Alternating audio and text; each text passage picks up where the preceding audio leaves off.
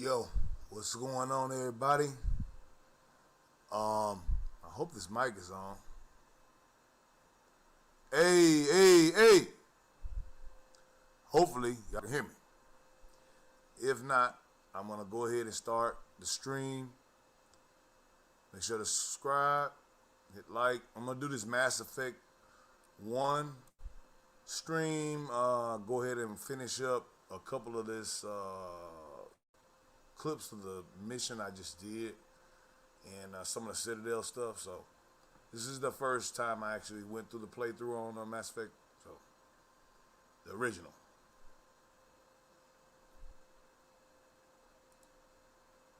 It's good for the Alliance. Earth needs a missionary. Look out, I need to see your skills for myself, Commander.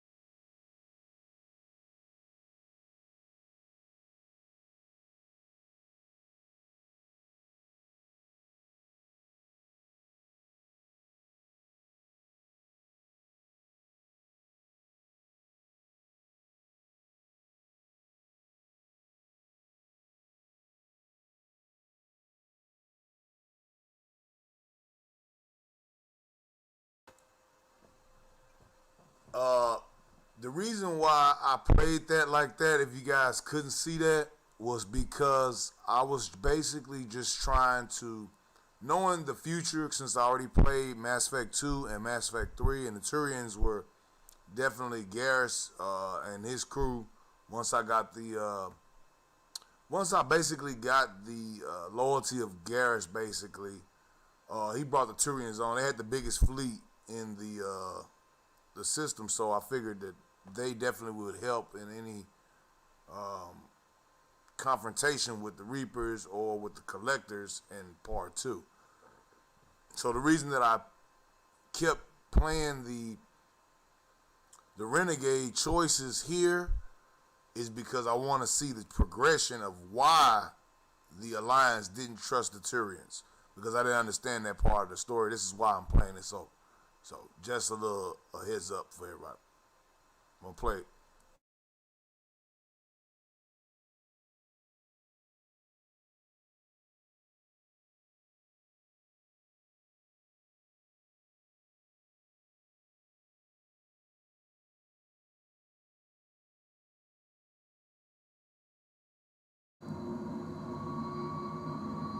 Oh,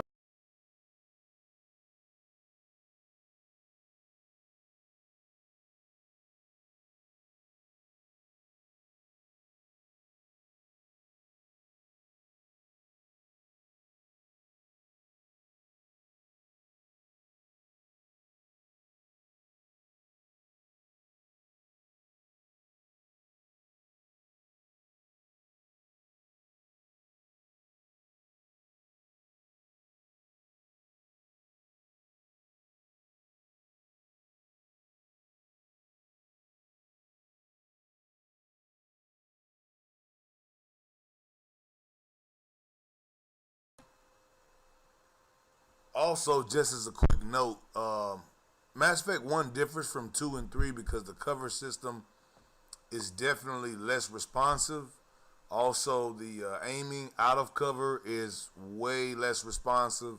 Your teammates seem to waypoint directly to the cover that you're taking. You seem like you really have to go in there and kind of basically make sure that everyone is in the right place because they're very squishy. So, just letting you guys know. I'm gonna play it.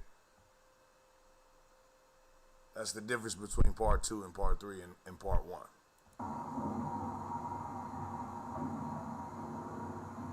What the hell are those? Gas bags. Don't worry, they're harmless.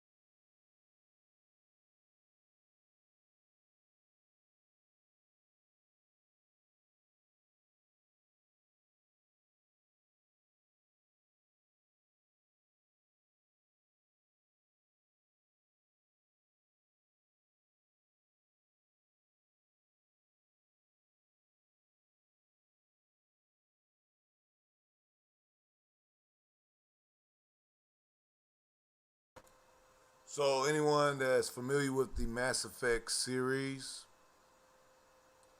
you can also go and pick this up. Available right now. The Legendary version is available on PlayStation 4 and Xbox One. Um, I think they cut out some parts of the game from what I've heard and I've seen on some of the playthroughs for at least Mass Effect 2 for sure. I'm not sure about 3. And I don't think they have the multiplayer function. But if you remember on part 2 and part 3, the Geth, which was basically the artificial intelligence created by the Quarians, they basically were a big, big problem. So either you were going to have them down with you or not. If anyone knows spoilers, Legion is one of the main protagonists for the Geth, I guess. So at that time, you have to either gain him as a ally or you can kill the entire. You can kill the entire Geth race. So there will be a couple of times where it's ambiguous in what they're saying with that, but there will be a time depending on your choices in the game. So in the first part of the game, I was always seeing the playthrough, seeing that they were the Geth were definitely an enemy, and they were not to be played with, messed with, or nothing. So to play it now and seeing the Geth and what the first mission on New Eden, because I didn't understand that the beacon was the first mission. Did not know that. And I always would get clues back on Mass Effect 2 and Mass Effect 3 and some of the DLC, if you played it, would see some of the Geth stuff in New Eden and the Protheans, and you would hear from different people and also from Codex and just reading and investigating some of the different plot lines that the Geth and New Eden, as far as the beacon and the Protheans, was very important. So this mission actually explains a lot that was left out if you were to start the game, let's say on Mass Effect 2. So just to give you guys a heads up on that. Back to the stream.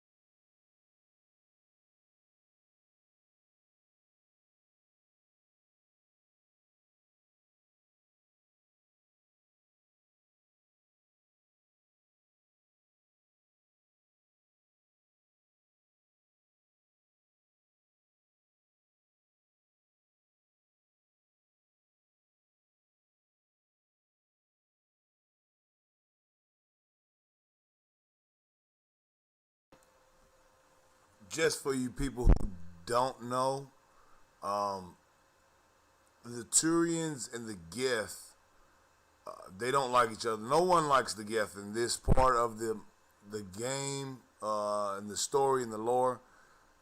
Really, if you guys can just take a little bit, if anyone that's into writing, story plot lines, a proper beginning, middle, and an end, proper story treatment, and character arcs, and also choice-based story. This is really a clinic, because from the amount of investigation that you would have to do in some of these cases, you would have to play the game basically almost 3 times or more. And then with the addition of the other 2 games in the trilogy, I wish part 4, Andromeda, was better, because then we'd have been able to take all of our choices over. But the way that they did it would make it almost impossible to do that. And it was a lot of basically different storylines that could be achieved with a 3-game trilogy, and the ability to be able to import the choices that you made in the previous game, and they made sense, and they had big differences in the universe of when you made that choice. And also, not only when you made the choice, but how the choice lingers, and then times that by 3, and then all the different choices that can be made. So for as far as a RPG, if anyone wants to get into story writing, RPG, even the coding and the different paths that you would have to, basically, it's a tree, it's a dialogue tree, what it's called, basically, and a choice tree that basically has a couple of through lines through it, and depending on how you react and how you treat certain situations allows you to access different lines in the game. So, and even certain items and certain people being able to make it, or being loyal, or even being able to gain allies throughout the system in the game, really becomes important to really play an honest game, whether you're going to be a renegade or whether you're going to be a paragon. It usually, if you go one way all the way, if you just renegade all the way, or you just paragon all the way, you're really going to miss some of the great nuances in the game and in the story. Because sometimes, even though you're trying to play the full paragon choice through line, the renegade line or whatnot, there's still some choices that need to be made that are not on either one of those lines. It's some ambiguous stuff, and some of those choices that are really a snap judgment will make big waves in the game. So you have to really pay attention to this stuff. So it's just a clinic as far as the writing, and as far as the storytelling and the story-driven gameplay. It's just great. So just wanted to chime in on that for you guys. Back to the video. Enough of me talking. Not sure I'd be able to tell if one was a Spectre anyway.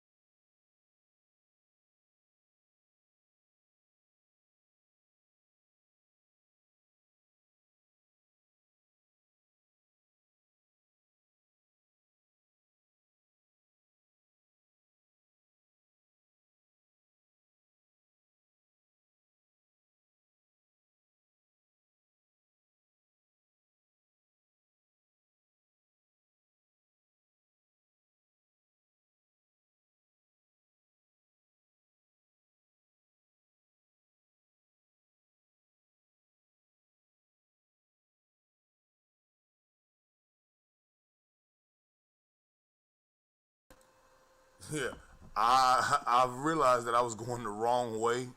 I got turned around. Supposed to went up the ramp right there where the first part of the beacon was supposed to be at, and I was coming back looking at the bodies, which is always good on Mass Effect if you kind of double back on your path, because sometimes you'll miss credits, different resources. You can also miss different hacks, stuff like that. Give you special weapons. Also, could be special items that you need that you'll find just by doubling back. But I wasn't trying to double back then and catch that last little item. I actually doubled back on myself accidentally. And that wasn't just a regular Alliance personnel. That's actually Jenkins' body. Oh, shit. Yeah, I just noticed that.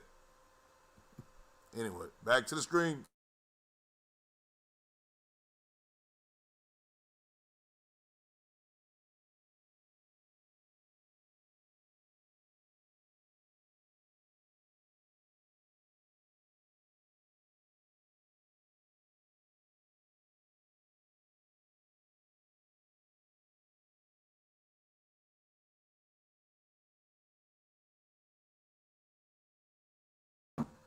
Yep, that's the end of part two. I want to bring you guys part three very shortly.